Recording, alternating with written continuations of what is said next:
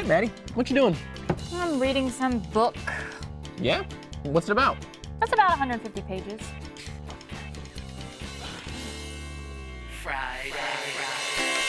The week is done and it's time for fun. There's room for everyone in the Friday Zone. So much to see, who will we meet? It all happens magically in the Friday Zone.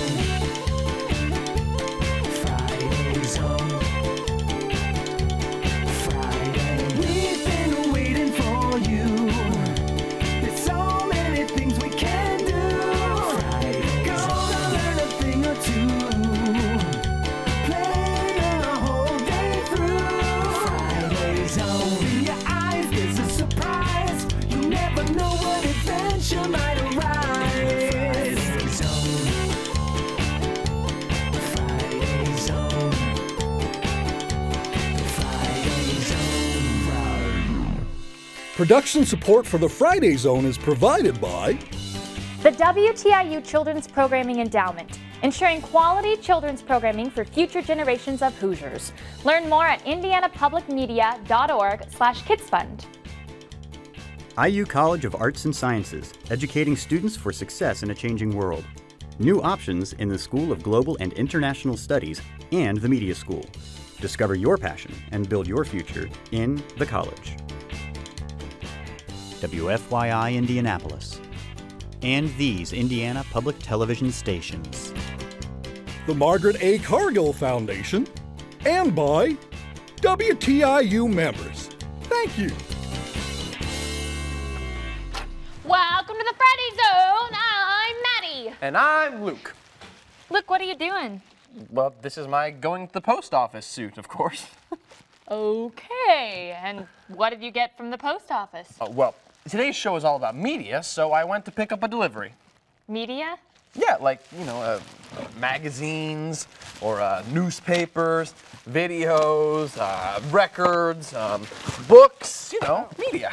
Got it. Media. Like a music video. On the Friday Zone playlist. Guitar. Exactly.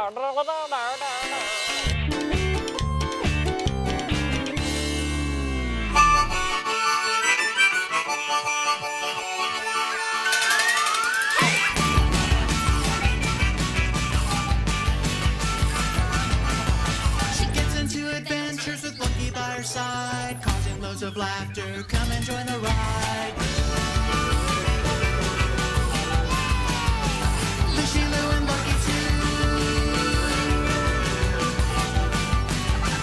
Lucy, Lou, and Lucky too.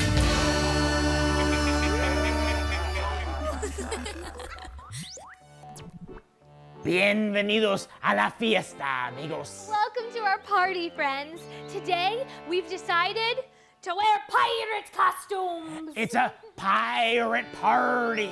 Sorry for the late notice. We weren't sure how to send you the information. We did try, though. I even begged a parrot to fly to each and every one of your houses to spread the news. But in the end, Polly only wanted me cracker. And I thought about going through town singing the news, but I got the map of the town mixed up with the map of the buried treasure. And before I knew it, it was party time. Lucky loves being a pirate. Arrgh! I wonder what we should do next time we have news to share with our friends. Thingamajig has an idea. It's a thingamajig. What should we call it? Thingamajig! Yay! Claro que sí! Of course, email. Millions of people use the internet to connect with their friends and family every single day. Millions? That's an eon more than a mill. Thingamajig, could you please compose this email for us? Dear friends, next time we have a pirate party, we promise to send you an email so you wear your pirate costumes. If we don't, we'll walk the plank to the lake of smelly feet and stinky pickles. Ew. Love, Lishy Lou, and Lucky too. Arrgh! Send. Lucky, how are we gonna know if our friends got the email? Hooray Yay! for pirates parties and hooray for our friends! Dance party!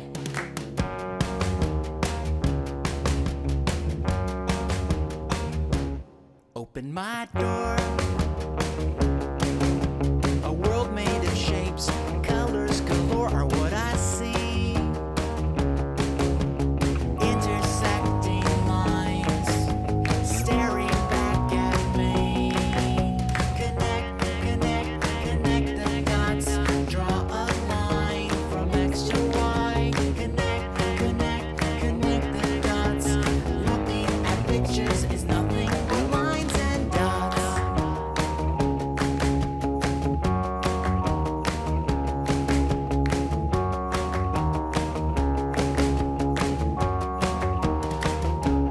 Parallel lines on either side of the road brings information to and fro, it seems to me. Intersecting lines, connecting all our lives.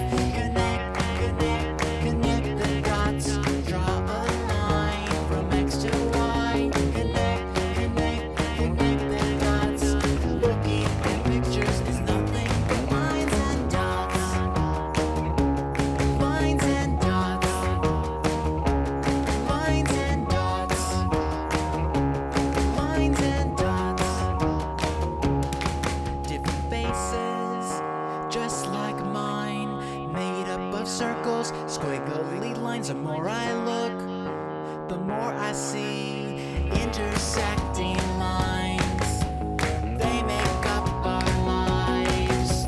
Connect, connect, connect the dots. Draw a line from X to Y. Connect, connect, connect the dots. Drawing pictures, building lives. Connect, connect, connect the dots. Draw a line from X to Y. Connect, connect, connect the dots. Looking at pictures is nothing but lines and dots. Looking at pictures is nothing but lines and looking at pictures is nothing but lines and looking at pictures is nothing but lines and dots. In the Friday Zone. Hey, Luke, nice hat. Thanks, dude. You want to see how to make one? Yeah. All right, check this out. Okay, got a lot of newspapers. I know. So we open up the newspaper Okay. like this. Yeah. Take one corner, fold it down. Fold it down. Make a crease. Make a Take crease. the other corner to the center, fold it down, make a crease. I just Then, guessed. there you go. We open it up like so, Uh-huh. and take each one of the sides and fold that up. Okay. Just like that. Hold that for me, thank you. Okay. Make that nice crease. Okay. And then we do the same thing to the other side, just like this. All right. And then, open it up. It's a newspaper hat. Well, we're gonna have fun with this. And you guys can actually learn how to make one too, but for now, check out this Friday's Own investigation.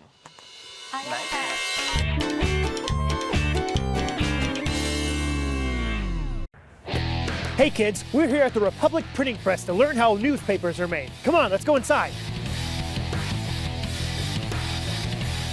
And we're trying to figure out how the news gets put onto the newspaper. This is Tony Straw, and he's going to tell us all about it. Well, first of all, the files are sent down from what's called a computer-to-plate device. It's imaged onto a metal plate, then is run through the processor. Of course, it comes out, and in this process, it's bent and ready to mount onto the press. We're mounting plates on the cylinder. We ink the plates. The image is transferred onto that rubber blanket, and then the rubber blanket transfers the ink onto the paper as it goes. How many inks are there? Okay, basically all your collars in the rainbow can be made up of 4 collars, which is magenta, cyan, yellow, and black. And so when you make the paper, you layer them on through these individual rollers right here, correct? That's correct. We are here with Joe Saba. He is the production director of the Republic here, and we are surrounded by just rolls and rolls of paper. Now, how much does each one of these weigh? Exactly 899 pounds for this one roll. We've got it's 45 inches in diameter, 25 inches wide. All the way back here, I think we roughly have probably 50 rolls in this right here. So we've got 50,000 pounds. This is what's called the post-press room, which is after the press room. Everything here gets inserted, bundled, and sent out the door. We feed the papers in, which would be like your, it'd be like the section of your newspaper itself. Would be fed into that machine. The machine then opens that up into a pocket, and it drops each one of those inserts down inside that newspaper. We're doing around 65,000 newspapers. 65,000 a night. Well, guys, I hope you've enjoyed your tour of the Republic. And whenever you or your parents pick up a newspaper, now you'll know how it comes from an idea to your hands.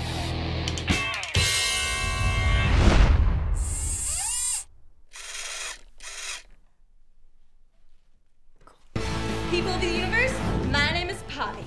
And I am Gorgolax, Archduke of Planet Conquering, from the mighty planet...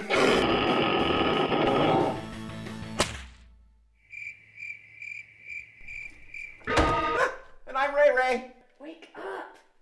Sorry, I was up all night. And we are the Digits.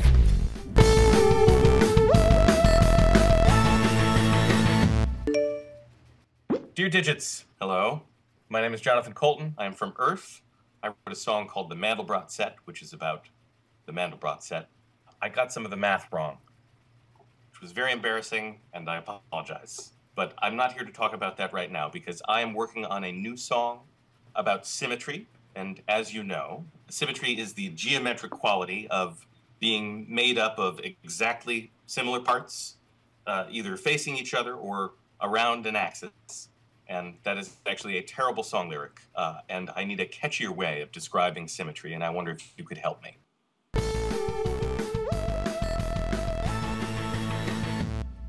Thanks for the question, Jonathan Colton. Symmetry can indeed be quite confusing. In fact, even I, the mighty Gorgolax, have been confused by symmetry. To sort out how I feel, I have written a brand new song all about it.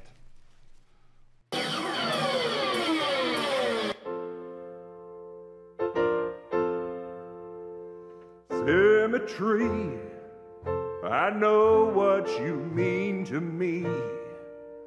I found you by folding me. Oh, symmetry. You split me down the middle and I'm completely even. Like a mirror reflection looking back at me. Oh, oh, symmetry. I chopped you in half, you see. Now I know I'm symmetrical, 'cause each side is identical. Oh, symmetry.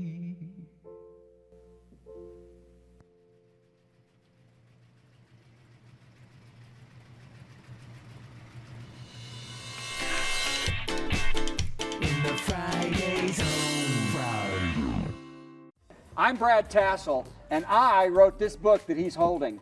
Show it to everybody. Isn't that nice? It's called Don't Feed the Bully. Now, if you hadn't even have read this book, and if you haven't read it, what is the name Don't Feed the Bully? What does that mean to you?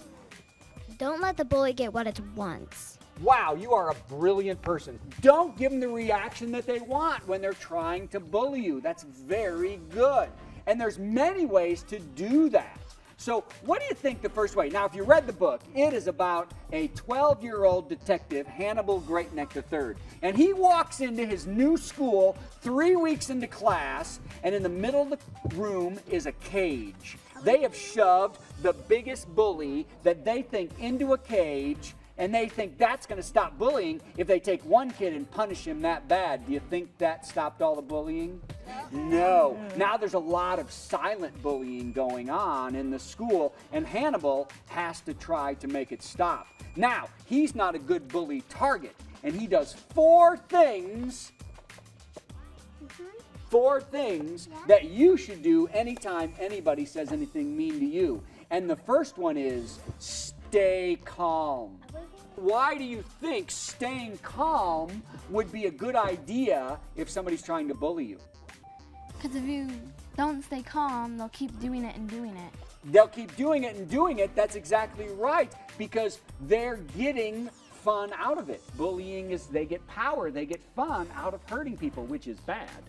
But that's what they're doing. If you stay calm, it won't be as fun for them, so they may do it less. What's another reason to stay calm? Dean, you got this one? If you don't stay calm, then mostly they keep on doing it to you, and when you're like crying or something, they think it's funny, and then keep on like bullying you and like punching you and stuff like that. Wow, that was very intense and very good, and you're very right. So the other one I was going to say was it makes you think better. You can think better if you're calm. If you go crazy and you do what they want, or you cry or you scream, you can't think very well of how you're going to fix this situation. So, number one was stay calm, and that's by not giving them what they want, by not getting yourself in trouble, and the third one, you can think better. The second thing Handy does is he tries to decide whether there'll be violence or not. Let me say this, you have to understand when you're in a situation where there's bullying, is there going to be violence? Now, if the answer is no, and you don't think anybody is going to try to hurt you, then you can calm down even more. But if there's ever a chance where somebody can try to do what they did to you again, or try to hit you, you need to get out of there fast and tell an adult quickly. Now, number three, and then we'll talk to you. The third thing Handy does, he has a thick skin and a sense of humor. So to have a thick skin, it's like you've gotten a vaccine, and they put a vaccine in your system that no words can hurt you, that nothing anybody says can make you feel different about yourself. Yes? Well, I have a more metaphorical term. Ooh, I can't wait. That I just now made up. Well, you think of the bully as a tick, and like if you have soft skin, then it's going to be able to bite you. But if you have hard skin, it won't be able to bite you. It'll just bounce off. What I love about what you said is it actually is a metaphor. That's what I like. And it really works. Isn't that amazing? So a tick, if it got on your skin, if it couldn't get its teeth in there to get your blood, then you would have a very thick skin and it couldn't hurt you. Same thing for names and words. Be like somebody with a tick on their body. That's kind of creepy a little bit, isn't it?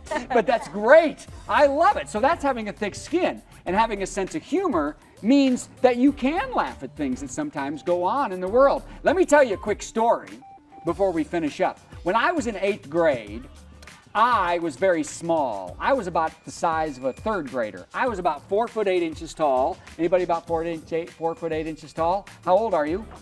10. I was 15. I was 4 foot 8 inches tall. I weighed about 75 pounds. What do you weigh? You know? 80 something. So I was smaller than you. I had orange curly hair. You ever see the show Annie? The movie Annie? She had orange curly hair. I had big glasses. I had a big nose. I had freckles. I had braces. I was the ugliest little girl in 8th grade. Girl? Why would I say that? Why would I say I was the ugliest little girl in 8th grade? What do you think people might have said to me if they were trying to make fun of me? Girl. That I was a girl, that's right.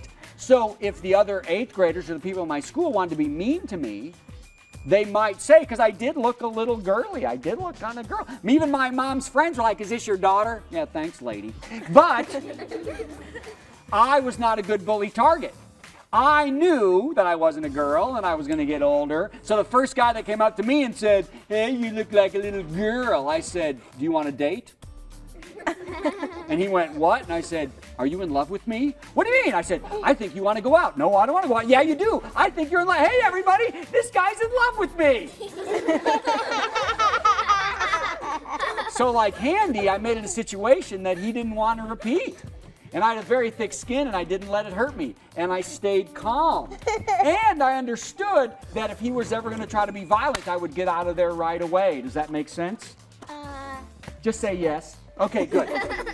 So that's 3 things that Handy has done that you should think about doing. Everybody should. Always stay calm if there's bullying around. Always understand, is there going to be violence? If there's not, you can be calm. If there is, you get out of there fast. Have a thick skin and a sense of humor, and you'll be a lot better off. And the last thing that Handy does is collect evidence. What does that mean to collect evidence, do you think? Ooh, I love it. To get proof. To get proof, whether you write down everything that goes on or you remember everything so you can tell later, and most of all, talk to other kids who were there to get their stories. And I think we'll be a lot happier, and now we understand a little bit more about what it means not to feed the bully, right? Everyone clap for me, because I'm great. And now, a story from a winner of the PBS KIDS Writers Contest. One night, I was in bed reading when I heard a knock on the front door. I tiptoed down the stairs slowly because it was strangely dark. I tried to look through the peephole, but it was too high. Up on my tippy toes, I slipped, and swoosh, I fell through the door, but something caught me. It was the moon. I need your help. I lost my light, and only you can help me, or I will be dark forever. Why me? I asked. Because you have gold hair and a good soul, the moon said. I would love to help. And then I asked, how did you lose your glow? 2 days ago, I was watching the cow jump over me. He was showing off by doing flips, got dizzy and fell. He hit me so hard that my light went out.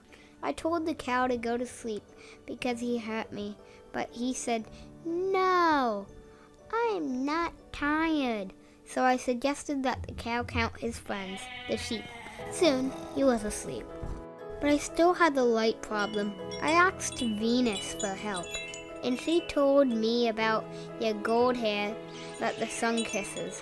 I know about your good soul because I watch over you every night. Whoa, how do we get your light back? I will do anything to help you. Well, with my magic glittery moon dust, I can make your hair grow long enough to wrap all around me, and when we are finished, I'll be glowing, but all of your hair will be gone, maybe forever. Oh my, I said, I'm willing to take the chance. I knew you would help. You have a good soul. As the moon started sprinkling her dust and wrapping up in my hair, the glow slowly returned, but my head was left bare, and I went back to my bed. Still sleepy, I woke up that morning in my bed, covered with glittering dust. My hair was back, and my mom was calling me for breakfast. The end. Want to see your story on the Friday Zone? It's easy. Just enter the PBS KIDS Writers Contest. Ask your teacher how to enter or visit pbskids.org.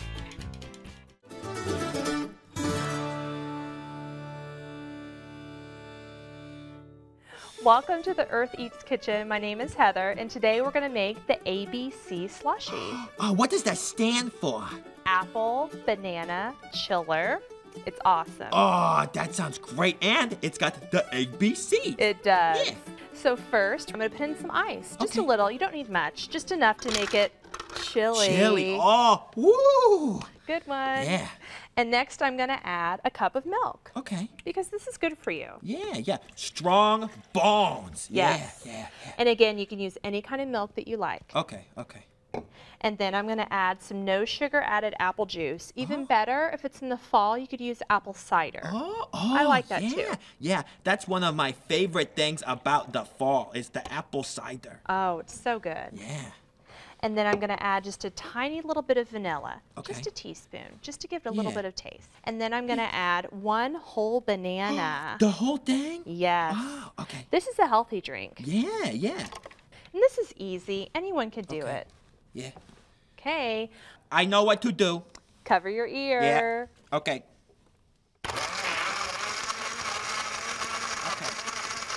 Woo! Look at it go!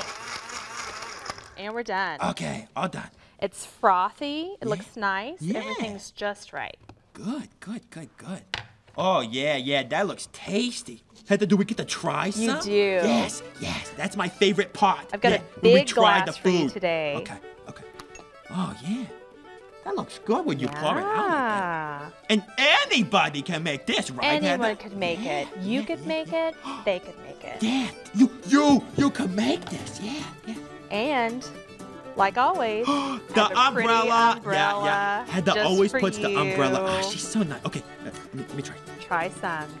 Isn't that perfect? Just right. Good. So good. I'm glad you like it. Thanks, Ada. Hey everyone, here's that recipe again. You can write it down or go to our website and watch Earth Eats right on your computer. Yeah, eating smart is more than easy. It's super simple.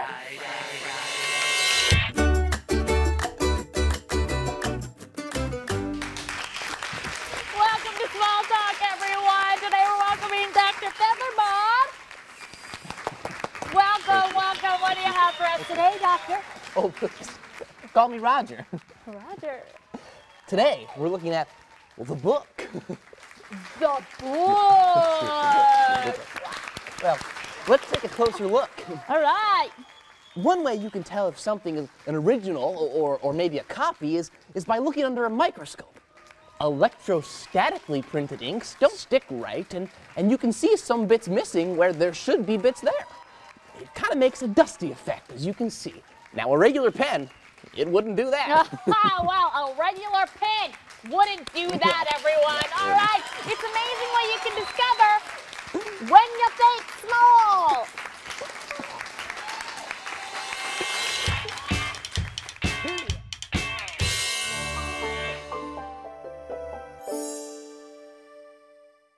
Hey, it's me, Bob.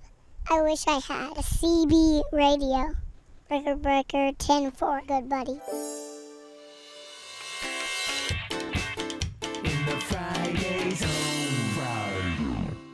Check out our website at fridayzone.org. And remember to live, learn, and play the Friday Zone way. We'll see you here next week. Woo! Next week. No, I do, but I want to... Production support for the Friday Zone is provided by the WTIU Children's Programming Endowment, ensuring quality children's programming for future generations of Hoosiers. Learn more at indianapublicmedia.org/kidsfund. IU College of Arts and Sciences, educating students for success in a changing world. New options in the School of Global and International Studies and the Media School. Discover your passion and build your future in the college. WFYI Indianapolis. And these Indiana Public Television stations. the Margaret A. Cargill Foundation, and by WTIU members. Thank you.